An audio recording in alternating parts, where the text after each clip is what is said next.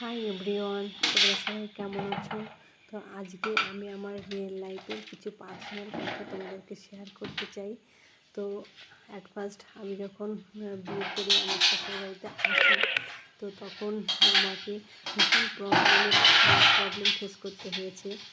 যেমন ধরো, বাঙালিদের বিয়ে হলে বিশেষ করে রান্নাবান্না নিয়ে যে প্রবলেমটা ফেস করতে হয়, তো আমাকেও রান্নাবান্না নিয়ে সেই প্রবলেমটা ফেস করতে হয়েছে। তো আমার শাশুড়ি মা খুব সুন্দর রান্না করতে পারতেন, আর আমি পারতাম না। তাদের শাশুড়ি মা ভীষণ রেগে যেতেন। তো রেগে যাওয়াটাই স্বাভাবিক।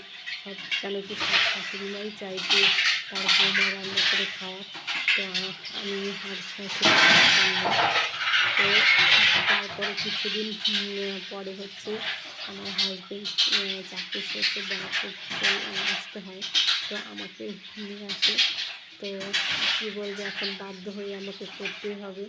তো আমি তখন আস্তে আস্তে করতে করতে তারপরে শিখে গেলাম।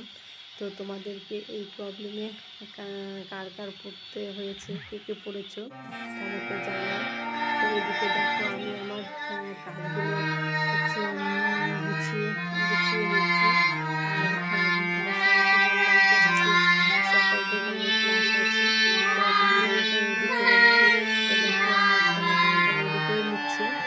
তো একটু রেডি করতে প্রবলেম হচ্ছে, কেন কি একটা দিদি একটু প্রবলেম দেখা দিয়েছে, তো ওই জন্য ওর ভীষণ অসুবিধা হচ্ছে।